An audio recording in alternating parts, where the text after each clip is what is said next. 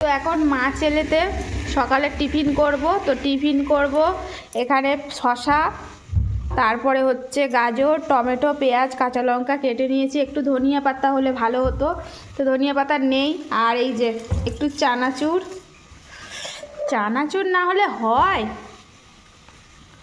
আর এখন দিয়ে দেব সামান্য করে একটু সরিষার তেল, সাথে একটু লবণও দিয়েছি আগেই। তো একটু সরিষার তেল দিচ্ছি। আর এরকম করে মামাদের মতন করে এই মশলা মুড়ি মাখাতে হবে, ঠিক আছে? যা হয়েছে না দেখতে, দেখো সেই সুন্দর হয়েছে। আহা, তো এখানে সব কিছু মাখিয়ে নিয়েছি, সাথে একটু মুড়িও নিয়ে নিয়েছি। এখন এইটা সব কিছু একসঙ্গে বেশ ভালো করে মাখিয়ে নেব।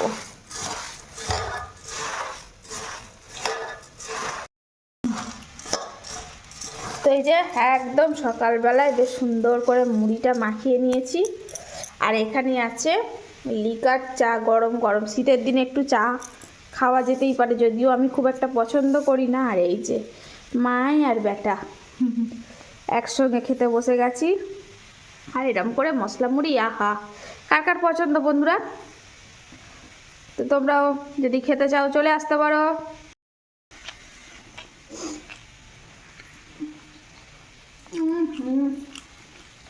আর মাথাটা দিয়ে চুলগুলো আওলা ঝাওলা হয়ে আসে।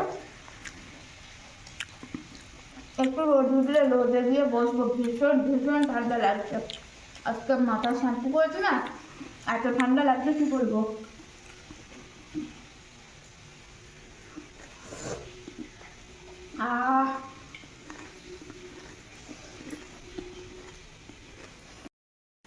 তো বন্ধুরা, মেয়ে মানুষ হয়ে জন্মেছি, কত রকমের কাজ করতে হয়। এদিকে খাবার দিতে দিতে এদিকে কিন্তু রান্নাটাও বসিয়ে দিয়েছি।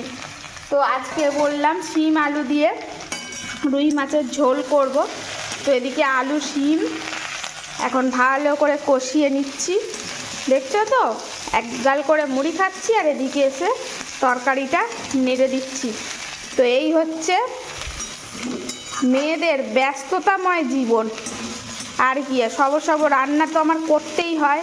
তোমাদের দাদা এসেই স্নান টান করে খেয়ে দিয়ে একটু ঘুমাতে ভালোবাসে, কারণ নাইট ডিউটি করে একটু, তাই।